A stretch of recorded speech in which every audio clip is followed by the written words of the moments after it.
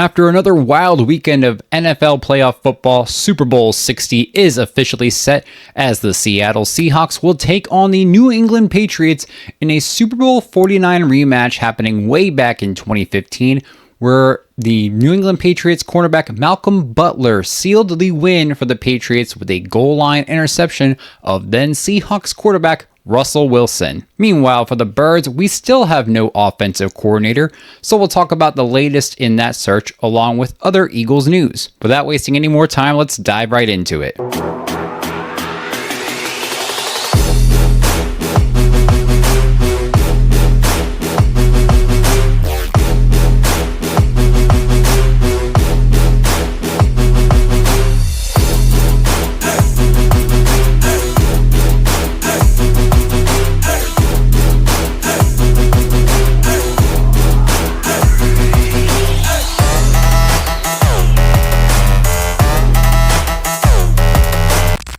What's up, y'all, and welcome to Second and 15, a Philadelphia Eagles fan podcast powered by Old City Sports Network, the best network for all your Philadelphia sports needs. This is your host, Michael Roscoe. The AFC and NFC championship games are complete, so let's do a brief recap about what happened in those matches. Starting off, the AFC Championship ended up being a low-scoring game as the New England Patriots, led by quarterback Drake May, yes, that's right, secured the victory over the Denver Broncos, who were under the arm of backup quarterback Jarrett Stidham. May would go 10 for 21 for a measly 86 yards with 0 touchdowns and 0 interceptions. People are going to want to look at this game and blame the weather for these low-quality stats, but the snow only really happened for part of the final quarter, where both teams had already scored all of their points for the entire game, so I don't want to hear shit about the weather, because Lord knows Jalen Hurts would have been crucified for these stats, while Drake May gets the, well, it was the weather treatment, or the look at these other low AFC championship winning stats treatment. But anyway, the Patriots end their painstakingly long 6-year drought of being out of the Super Bowl and will represent the AFC in Super Bowl 60. And funny enough, only 3 teams have won the AFC Championship over the past 10 years, with the others being the Cincinnati Bengals, who did it once, and of course the Kansas City Chiefs, but thank God we don't have to see another Kansas City Chiefs Super Bowl appearance this year. Moving on to the NFC Championship game. This was a much more entertaining game compared to that AFC one. If you love high numbers, then this was the game for you.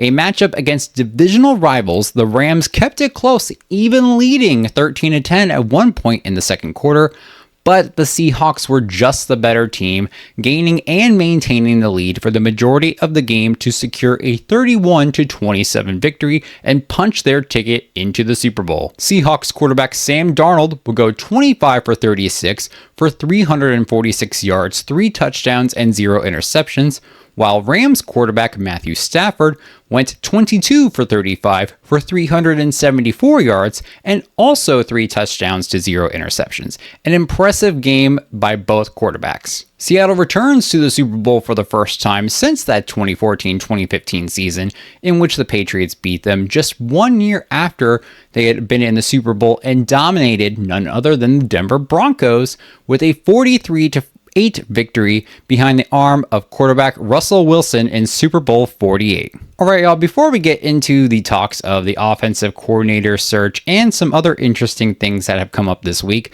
let's dive into some Eagles news. Starting off, former Eagles defensive back coach Christian Parker will depart Philly after getting hired by our rival and arch enemy, the Dallas Cowboys, who acquired him for their vacant defensive coordinator position. Parker helped mold players like Quinyon Mitchell, Reed Blankenship, and Cooper DeJean into the players they are today, and he will take his talents down to Arlington. And what kind of sucks about this, not only just losing him and losing him to Dallas, is that he was a great DB coach and we're going to lose him. But also, the Cowboys blocked us from interviewing current Cowboys offensive coordinator Clayton Adams for our vacant OC position. And for those who are newer to NFL and American football, you might wonder, well, why could the Cowboys interview Parker, but they can block us from interviewing Adams? Well, The NFL allows teams to block other teams from interviewing coaches for vacancies in lateral positions. So, because the Eagles tried to interview a current offensive coordinator for their own offensive coordinator position, the Cowboys have the right to block that request. However, teams cannot block other teams from interviewing coaches for promotional positions. So the Cowboys requested to interview Christian Parker for the defensive coordinator position, which is a promotion from a defensive back coach, and the Birds couldn't block the Cowboys from interviewing Parker because of that. With Parker's departure, Eagles safety position coach Joe Casper has been promoted to DB's coach and defensive pass game coordinator. In other news, defensive coordinator Vic Fangio has been named finalist for AP NFL Assistant Coach of the Year. The Eagles defense under Vic Fangio landed in the top 5 for a variety of areas, including scoring defense, allowing only an average of 19 points per game, pass completion percentage allowed under 57%, and passer rating surrendered 75.4. Fangio is one of 5 nominees, including 3 from teams who made it to the NFC or AFC championship games, such as Broncos defensive coordinator Vance Joseph, Seahawks offensive coordinator Clint Kubiak, and Patriots offensive coordinator Josh McDaniels. A more than well-deserved nomination for Vic Fangio after all he's done to turn this defense around from that disastrous 2023 season. And finally, Eagles rookie linebacker and 2025 first-round pick Jihad Campbell was named to the Pro Football Writers of America All-Rookie Team after playing in all 17 games while making 10 starts, specifically for linebacker Nakobe Dean as he recovered from his torn patellar tendon. Campbell was drafted in the 2025 NFL Draft with the 31st overall pick by the Philadelphia Eagles. He would finish the 2025 regular season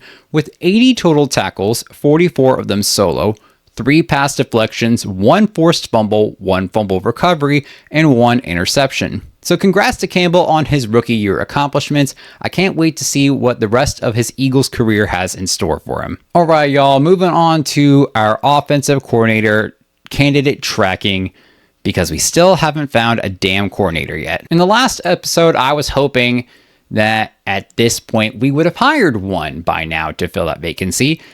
However, the offensive coordinator position for the Birds remains open, and of course, everyone's got their own theory on why that is. The biggest reason being thrown around by like mainstream reporters or whatever is that it is an unattractive job that nobody wants, even though out of the last 4 Eagles offensive coordinators, 2 of them have become head coaches after leading the Eagles to the Super Bowls. But I already went into my opinion of that on the last episode, so if you haven't watched that, check it out after this one.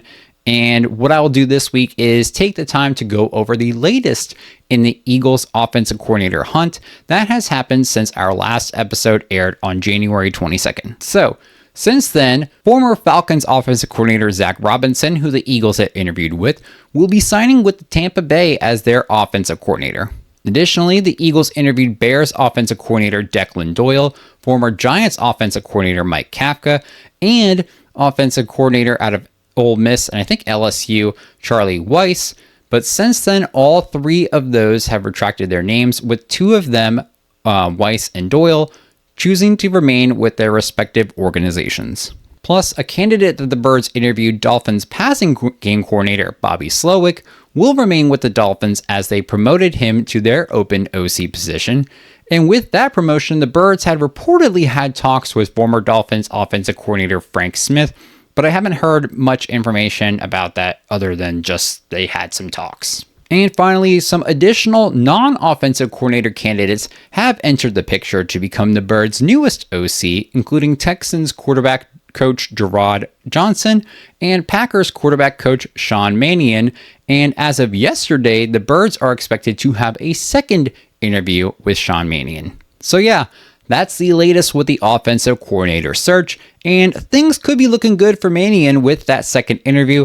But obviously, we won't know for sure until something is officially announced, which by this point, I am praying that it'll be by next episode so that we have something to talk about related to a new offensive coordinator. All right, y'all, I'll cap off this episode with something that some people may or may not have heard about by now, And that is that something big but not OC related news-wise about the Eagles may come about next week.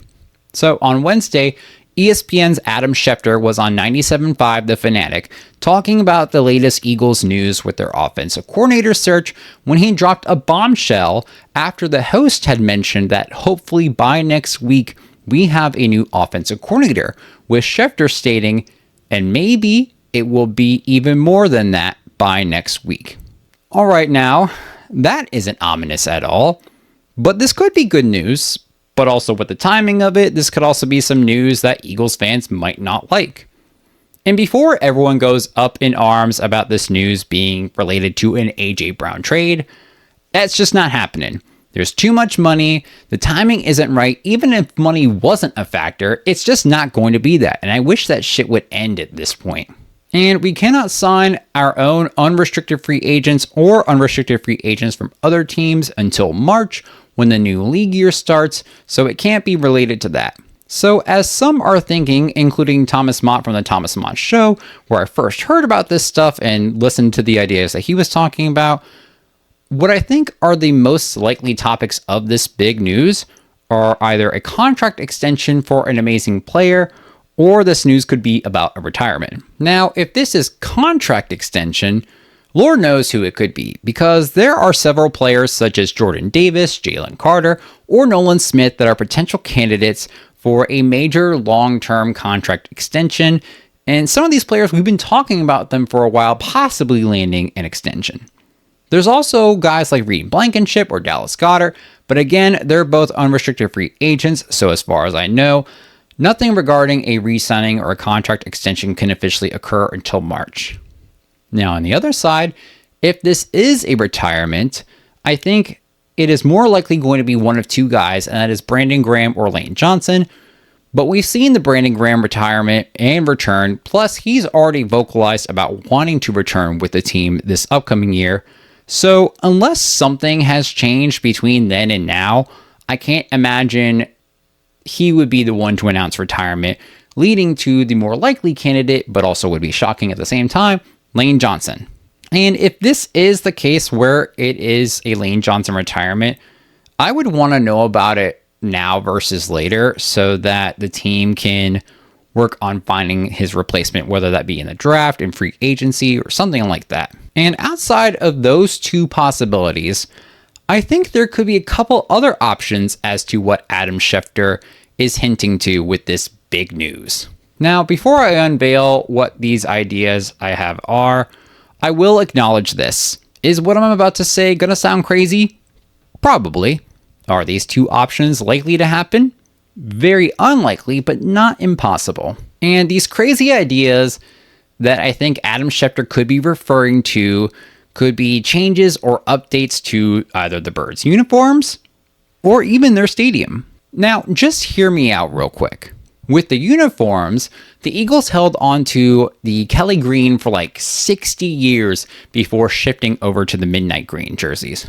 However, with the changes to the alternate jersey rules in the NFL over the years and the popularity of the modern Kelly Green throwback jerseys, this could be something that the Eagles look to go back to permanently for their primary home jerseys. And honestly, I think a lot of fans wouldn't mind that. And as for the other idea about a change in stadium, the Eagles have been at the Link for almost 23 years now, I think it is. Prior to that, they spent 31 years at Veterans Stadium, and before that, they were at Franklin Field, but they only spent 12 years there. So the idea that this couldn't happen because the Birds have only been at the Link for 23 years can't be a deterrent for them possibly getting a new stadium. Plus, several other teams are in the process of building or moving to new stadiums between 2026 and 2031, including the Bills, the Browns, the Jags, the Titans, the Commanders, and the Chiefs. So the Eagles could look to follow this pattern. And this could be more of a financial move because I know it's going to cost a shit ton of money, but it could help them gain more money in the long run because right now, the Eagles are 13th out of 30 stadiums in capacity at holding about 69,596 fans. And to put into perspective, the stadium that holds the most amount of fans which is MetLife Stadium, holds almost 83,000 people. With the increasing popularity of the Birds and the years-long waitlist that there is for Eagles season tickets, the organization could look to capitalize on profits by upgrading their stadium to hold more fans, thus making more money over the long run. Again, I know these ideas sound crazy, but you gotta admit, there could be a very slim possibility we could see one or both of these ideas happening sometime, maybe over the next decade, next generation, who knows? And finally, the news that Schefter could be hinting at could just be nothing at all. He could just be trolling the fuck out of everyone for all we know.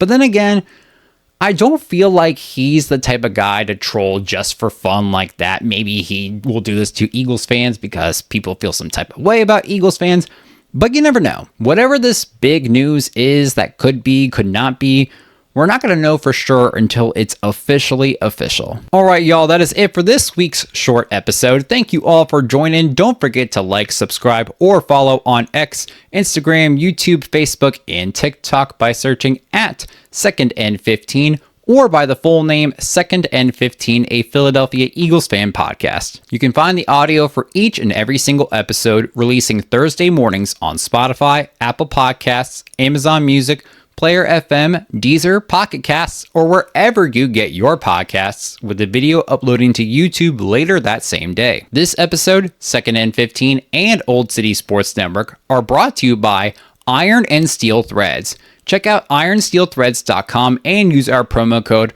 OldCity10 for 10% off the entire website, and a portion of the proceeds from sales will go to youth hockey organizations. Check out ironandsteelthreads.com today. Once again, thanks y'all for joining in. This is Second and 15, a Philadelphia Eagles fan podcast powered by Old City Sports Network.